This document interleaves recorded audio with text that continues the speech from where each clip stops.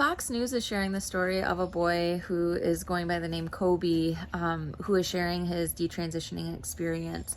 And Kobe shares that he went on puberty blockers at age 13, cross-sex hormones at 16, and then castration at age 19.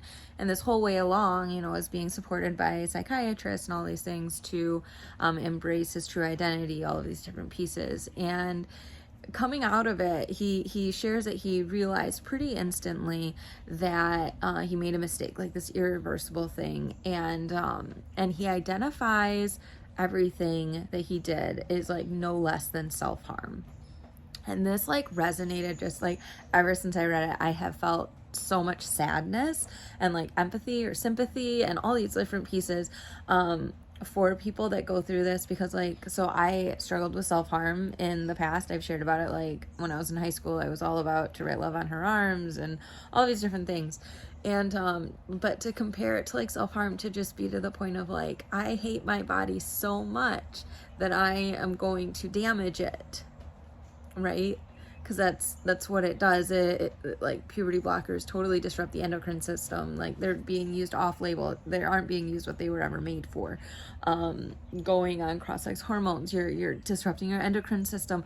Then to go full on with all of the everything, I just can't even like fathom the level of self-loathing that would occur with that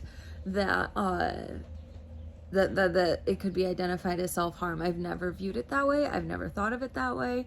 But it makes me feel just so sad for those who feel that there's like, that's like the answer, because there are a lot of different reasons that people self-harm, right? Like for me, I was just so emotionally numb that I felt like I needed to feel something, right? And so I did that by inflicting pain upon myself. But other people do it out of like this experience of like self-loathing, where it's like, I deserve this. I deserve to feel pain.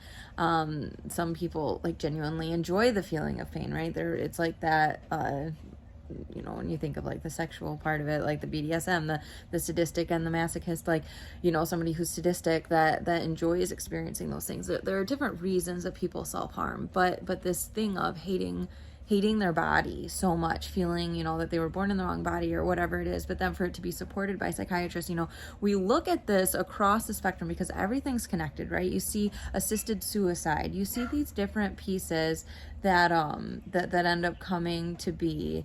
And I don't know. It's,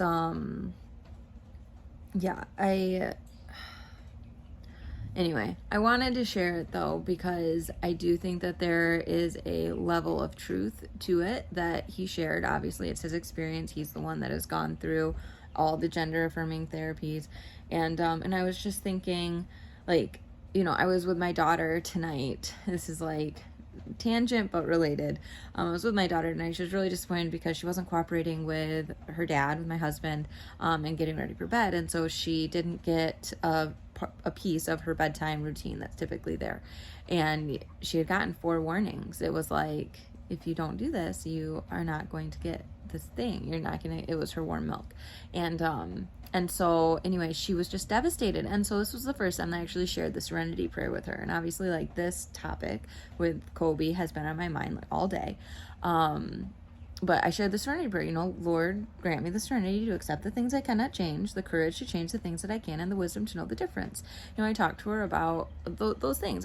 But Kobe popped in my mind. It's like, Lord, grant me the serenity to accept the things I cannot change. Like, Kobe was always going to be a biological male. Like, this is what he shares in his detransitioning experience, right? It's what you hear from a lot of different detransitioners, that like they're told, oh, you can become a biological, like, you can appear to be a biological female. Like, you look at Scott Nugent, who was in What is a Woman, who transitioned to appear as a man. He's like, I'm a biological woman, or, they're like, I'm a biological woman, whatever.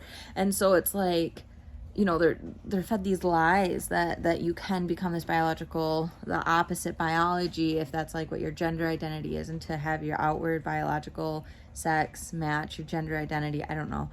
But anyway, so the whole point being, accept the things I cannot change. Your biological sex, can't change it. The courage to change the things I can, whatever that looks like, and the wisdom to know the difference, right? So that wisdom to know the difference, what can I change and what can't I change? And I think that a lot of instances, a lot of society, a lot of everything can really come into play when it comes to identifying these different pieces. And but truly, like, this whole concept of it being related to self-harm just really struck a chord with me, hearing that story as somebody who has struggled with that in the past. I just feel like so much just sadness and like I said, like, sympathy. It's not even like it, I mean, like, obviously it's empathy, but it's like some, like, I feel sorry for people that feel like they need to do that, because Kobe shared that if it hadn't been for everything online, if they hadn't been exposed, if he hadn't been exposed to all of this, he would have remained a feminine boy, and that would have been fine. Like, that's what he said. But because there are these extreme thought processes, because everyone's online sharing how great it is, and, you know, he had older people that had transitioned telling him to play the suicide card, that he's going to kill himself if they don't let him do this, and all of these different things. It's like, it's so manipulative, it's emotionally blackmailing, it's all of these different pieces. And yeah, so I just really think that it was eye-opening for me, so I wanted to share it with you, to hope, you know, maybe it would be eye-opening for you as well in this consideration of how people experience this, because right now, like, there are a lot of really popular influencers who are transgender, and, like, there's this rallying of support behind them because of this whole idea of, like, well, if we don't support them, then they're going to be suicidal. If we don't support them, they're going to do these. And yes, like, research does show that people after their gender affirming care, like, they are most suicidal 8 years after their surgeries. Like, yes, it is true, but we can't be focused on external validation. If it's other people causing us to feel those ways, like, we need to be protecting ourselves, getting offline if that's something that's causing struggles. Like, we need to be mindful of how we are being affected by what we're consuming, but also, like, we need to be secure within ourselves and understand, you know, that we are children of God. Like, when your identity and security is in God, it is so stable, it is on a solid rock, right? Like, that is the promise of the church, is that we're building our house on rock, we're not building it on sand. And when you embrace your biological identity, when you embrace who it is that you actually, like, are created to be, when you embrace that physical reality, you're going to build your life on a rock. You're building your life on something that is tangible, that is like a finite reality, that is sustainable, that is, like, all of those different things. And then but once you start kind of, like, working with these fragile pieces in your endocrine system, starting to manipulate your own body to trying to think that it's something else that it's not, you're really getting into sandy territory, because it's not sustainable. You're suddenly dependent on the medical system, you know, you're suddenly, you know, there's a lot that goes into it that not enough people are speaking up about, and even when they are, it's not being heard by the right ears, or it's being heard but ignored, or heard and just unable to be understood,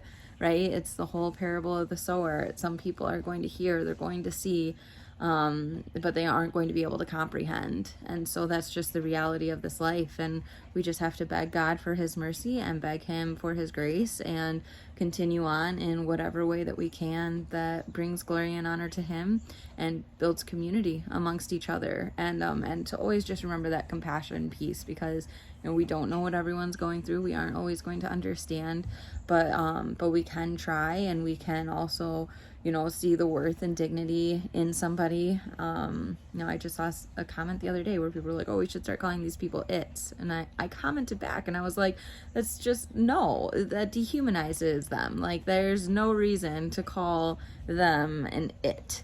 Like, come on, really? This is just, we're all human beings. That's what unites us. Why can't we find a way to find common ground? Like, why does the devil, why is he so fixated on causing division, causing chaos? I mean, I know he hates us. It's like, just find that minor common ground. Come on. So anyway, I want to share that with you today.